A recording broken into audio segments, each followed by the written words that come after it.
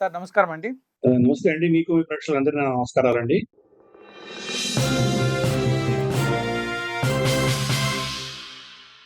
ప్రతి భారతీయుడి మదిలో ఇప్పుడు సాగుతున్నది ఏంటంటే యుద్ధం. ఈ ఇరాన్, ఇజ్రాయెల్ యుద్ధం ఎలా సాగుతది? అమెరికా మళ్ళీ ప్రారంభం చేస్తదా? ప్రారంభం చేస్తే భారతీయుల యొక్క ఈ సప్లై చైన్ పరిస్థితి ఏంటి? గ్యాస్ గాని, అలాగే డీజిలు, పెట్రోల్ వీటి విషయం. సో ఇప్పుడేంటి ఈసారి ప్రస్తుత పరిస్థితి ఏంటి? యుద్ధం సాగుతుందా? ఆగుతుందా? యుద్ధం ఆగే పరిస్థితులు కనిపించట్లేదు. యుద్ధం ఏ దిశగా వెళ్తుందో చెప్పడం చాలా కష్టం. హ్మ్. ఆల్ డిక్లేర్ ఇంకా పొడిగించినట్టు మనకు తెలుస్తుంది. టైం అయిపోయింది. నిన్ను అటాక్ చేస్తున్నానని బెదిరించిన డొనాల్డ్ ట్రంప్ గల్ఫ్ దేశాలు నన్ను ప్రాధేయపడ్డాయి కాబట్టి నేను పొడిగిస్తున్నాను అని చెప్పి ఆల్రెడీ స్టేట్మెంట్ ఇచ్చేసింది. కాబట్టి యుద్ధం చేయలేని పరిస్థితిలో ఈరోజు అమెరికా ఉంది. హ్మ్. యుద్ధం మొదలు పెడితే ఇరాన్ ప్రతిక్రియ చాలా తీవ్రంగా ఉండబోతోంది. దానికి ఆల్రెడీ ట్రైలర్ చూపించింది.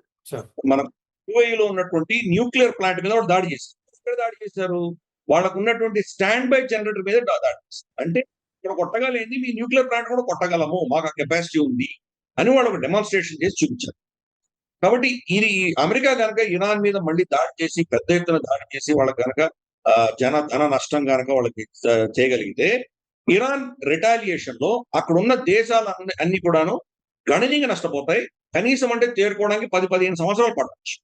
వీళ్ళ oil fields, gas fields, nuclear installations, తర్వాత వీళ్ళ ఏమంటారంటే పోర్ట్స్, తర్వాత వీళ్ళ వాటర్ డిసాలినేషన్ ప్లాంట్స్ ఇవన్నీ కొట్టిందంటే గనక దాన్ని తేరుకోవడానికి వాళ్ళకి 10, 15 సంవత్సరాలు పడుతుంది. పట్టణాలన్నీ కూడా ఇప్పుడు వరల్డ్ క్లాస్ సిటీస్ దుబాయ్ గాని, అబుదాబి గాని, ఈ ఈ మనకు దోహా గాని, హ్మ్. బహ్రెయిన్ గాని ఇవన్నీ కూడాను కంప్లీట్‌గా సర్వనాశనమే. గబ్బిలాల గుంపలు తయారవుతాయి. ఎవరు ఉండరు అక్కడ. ఎవరు రారు. అందరూ వెళ్ళిపోతారు. నీళ్ళే లేనప్పుడు ఎవరుంటారు అక్కడ మనుషులు? ఇటువంటి పరిస్థితులు వచ్చే ప్రమాదం ఉంది కాబట్టి ఈరోజు డొనాల్డ్ ట్రంప్ మీద విపరీతమైన ఒత్తిడి. సార్. కానీ డొనాల్డ్ ట్రంప్ మీద ఇంకొక ఒత్తిడి బెంజమిన్ నెతన్యాహు దగ్గర నుంచి వస్తుంది. హ్మ్. మీరు భయపడుతున్నారు. వాడిని కంప్లీట్‌గా సర్వనాశనం చేయండి. 24 గంటల్లో మీరు ఇరాన్‌ని తుదిముట్టించండి. హ్మ్. ఇరాన్ కెపాసిటీ లేకుండా వాళ్ళకి మొత్తం వాళ్ళ ఆయిల్ ఫీల్డ్స్ ఏంటి, వాళ్ళ ఇన్‌ఫ్రాస్ట్రక్చర్ ఏంటి, వాళ్ళ మొత్తం నాశనం చేసేయండి 24 గంటలు. కంప్లీట్‌గా నాశనం అయిపోతే గనక మిమ్మల్ని మళ్ళీ రిటాలియేట్ చేసే కెపాసిటీ ఎక్కడుంటది వాడికి? హ్మ్. వాడు రిటాలియేట్ చేసే మీ మీద దాడి చేసేటువంటి వ్యక్తులు ఎవరు బతుకుతారు? ఎవరు బతకరు. కాబట్టి 24 గంటలు కంప్లీట్‌గా ఇరాన్‌ని నేలమట్టం చేయాలి అన్నది ఇజ్రాయెల్ ఒత్తిడి. అందుకని ఈ 2 ఒత్తిళ్ల మధ్యలో ఇరుక్కొని ఉన్నాడు డొనాల్డ్ ట్రంప్. సార్.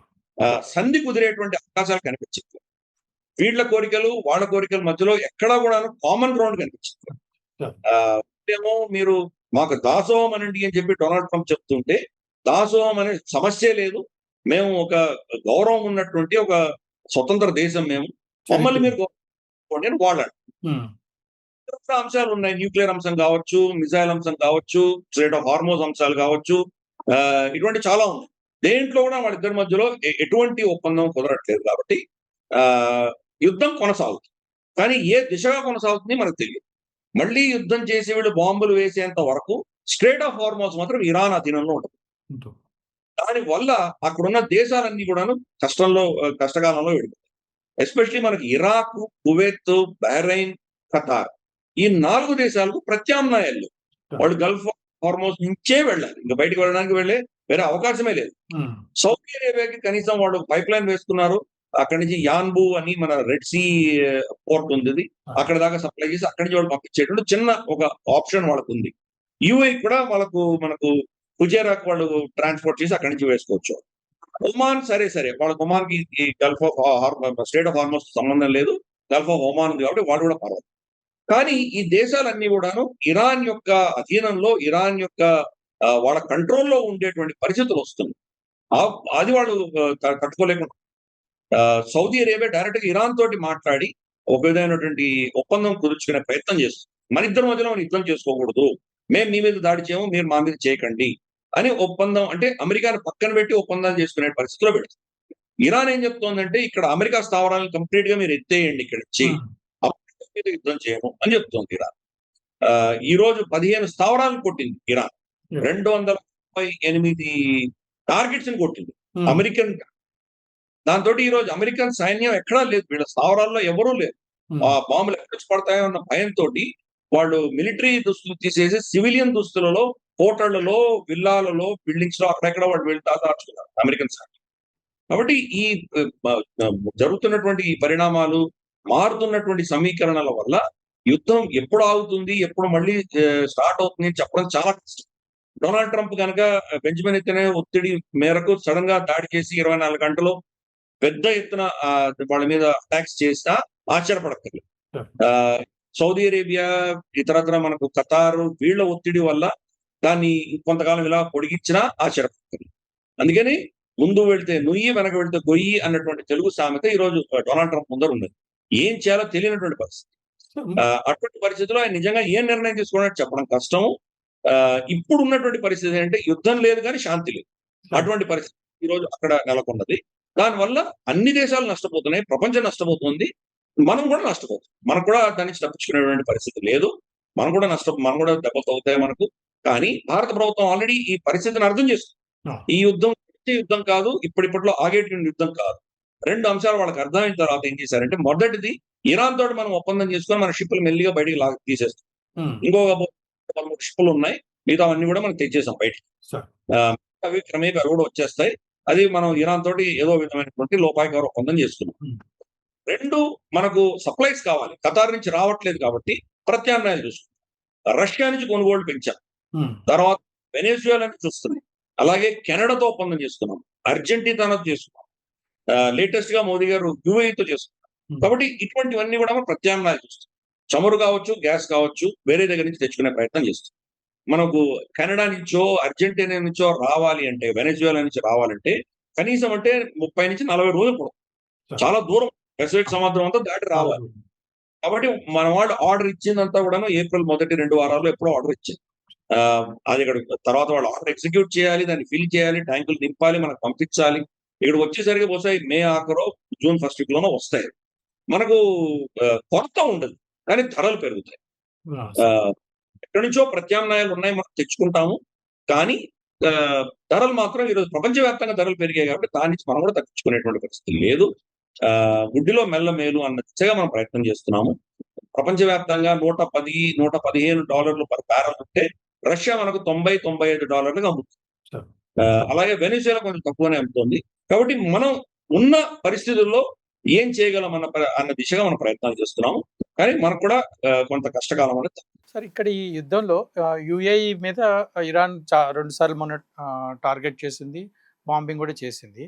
సో మనం డైరెక్ట్గా ప్రత్యక్షంగా మనం యుద్ధంలో పాల్గొనకపోయినా యుఏఈకి మనం ఏమైనా పరోక్షంగా సహకరించే అవకాశం ఏమైనా ఉందా? తప్పకుండా ఆ దిశగానే చర్చలు జరిగినాయి. గతంలో మనం వాళ్ళిద్దరు కలిసి జాయింట్ యుద్ధ విన్యాసాలు చేశాము. అలాగే మన ఫ్రాన్స్ నుంచి మనం కొన్నప్పుడు, అవి రఫాయిల్ నుంచి భారతదేశంకి వస్తున్నప్పుడు యుఏఈలో ఆగి రీఫ్యూల్ చేసుకొని వచ్చినాయి అవి. ఆఖరి బ్యాచ్ తొందరగా తీసుకురావాలి అనుకున్నప్పుడు మిడ్ ఎయిర్ రీఫ్యూలింగ్ కూడా యుఏఈ చేసింది మనకు. ఎన్నో అంశాల్లో ఇద్దరు కలిసి అనుసంధానం చేసుకోవడం అనేది గతంలో కూడా జరిగింది. అది ఇప్పుడు మన పాలసీ, మన ప్రిన్సిపల్ చాలా క్లియర్. మనం డైరెక్ట్ గా యుద్ధంలో బరిలో దిగం. మనం వాళ్ళ పక్షాన వెళ్లి ఇరాన్ వ్యతిరేకంగా మనం ఇరానో లేదా సౌదీ అరేబియా వ్యతిరేకంగా మన సైన్యాన్ని పంపించి యుద్ధం చెయ్యము. మన పాలసీ కాదు అది. కాకపోతే అస్త్రాలు అమ్మొచ్చు, బ్రహ్మోస్ అమ్మొచ్చు, లేదా మనకు ఆకాష్ అమ్మొచ్చు, ఆకాష్ తీర్ టెక్నాలజీ అమ్మొచ్చు, పినాకా మల్టీ బ్యారల్ రాకెట్ అమ్మొచ్చు, ఇటువంటి చాలా అమ్మొచ్చు. మన డ్రోన్స్ అమ్మొచ్చు, తెలియదు మనకు. అలాగే ఇంటెలిజెన్స్ షేర్ వాళ్ళకు, అంటే ఇటువంటి క్లిష్ట పరిస్థితుల్లో ఎలా తట్టుకోవాలి, ఎలా డిఫెన్స్ చేసుకోవాలి, ఎలా ఆఫెన్స్ చేయాలి. ఎందుకంటే ఆపరేషన్ సింధూర్లో మనం ప్రపంచానికి చూపించాం మనం ఎంత అద్భుతంగా మనం డిఫెన్స్ చేయగలమో చూపించాం. మన డిఫెన్స్ ఇన్స్టాలేషన్ మీద ఒక్క డ్రోన్ కానీ మిసైల్ కానీ పడ్డాయి. 100% వాళ్ళని టేక్ డౌన్ చేయగలిగాం. మన సివిలియన్ ఏరియాస్ లో పడ్డాయి, కొంత మనకు అక్కడ దెబ్బలు తగిలి, ఎస్పెషల్లీ క్రాస్ బార్డర్ షెల్లింగ్ లో మనం కొంతమంది చనిపోయారు మన వాళ్ళు. కానీ వాళ్ళు అక్కడి నుంచి వచ్చిన drones, missiles 100% completely shoot down చేయగలిగాం. సో ఈ టెక్నాలజీ వాళ్ళ అవసరం ఉంటే మనం వాళ్ళకి ఇవ్వడానికి సిద్ధంగా ఉన్నాం. అలాగే ఆఫెన్స్ కూడా ఈ రోజు వాళ్ళ 13 ఎయిర్ బేసెస్ మనం కొట్టాం. వాళ్ళ దగ్గర స్పందనే లేదు, వాళ్ళు ఏం చేయలేని పరిస్థితి, గతి లేని పరిస్థితుల్లో వాళ్ళు దాసోహం. కాబట్టి ఈవెన్ ఆఫెన్స్ లో కూడా మన దగ్గర ఉన్నటువంటి కెపాసిటీ ఏంటి, అది మనం వాళ్ళకి. ఈ టెక్నాలజీ మనం యుఏఈకి ట్రాన్స్ఫర్ చేసే అవకాశం ఉంది.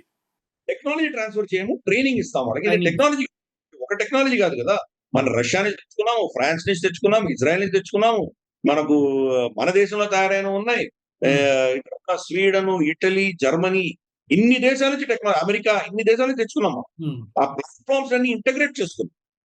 ప్లాట్ఫామ్ ఇప్పుడు S-400 ఉంది. S-400 రష్యాకి ఎందుకు పనిచేయట్లేదు, మనకెందుకు పనిచేసింది? మనం ఆకాష్ తోటి కలిపి work ఆ, చేద్దాం. ఆకాశ్ ఆకాశ్ తీర్ అంటారు. ఆకాశ్ తీర్ అనేది technology, integrated air command and control systems అంటారు. ఉమ్, దాన్ని చేసుకున్నాం. ఒకరితో ఒకరు మాట్లాడు. S-400 ఏమో రష్యన్ టెక్నాలజీ, మనకు రఫాయల్ ఏమో ఫ్రెంచ్ నేటో టెక్నాలజీ. ఈ ఉమ్, రెండింటి మధ్య వాళ్ళు ఒప్పుకోరు, టెక్నాలజీ ఒప్పుకోరు. సార్ మనం ఆకాశ్ పెట్టి ఈ రెండు కూడా ఆకాశ్ తీరుతో మాట్లాడితే ఇంటిగ్రేట్ ఆకాశ్ తెలుసు. కాబట్టి ఈ అనుభవం మన దగ్గర, ఈ అనుభవం మనం యుఏకి ఎలా హ్యాండిల్ చేయాలి, డిఫెన్స్ ఎలా చేయాలి, అఫెన్స్ ఎలా చేయాలి, ఉమ్, ఇవన్నీ కూడా ట్రైనింగ్ ఇవ్వచ్చు, ఇంటెలిజెన్స్ షేర్ చేయొచ్చు, అస్త్రాలు మనం అవ్వచ్చు. ఇటువంటి చాలా కోఆపరేషన్, కోఆర్డినేషన్ ఉంటుంది. కో డెవలప్మెంట్, కో ప్రొడక్షన్ రెండు కూడా చేసేటువంటి అవకాశం. సార్ చాలా సంతోషం. మీ విలువైన సమయాన్ని మా ఆంధ్రప్రదేశ్ ప్రేక్షకులు కేటాయించి చాలా విలువైన విషయాలు తెలియజేశారు. ఇంకో కార్యక్రమంలో కలుసుకుందాం సార్. నమస్కారం.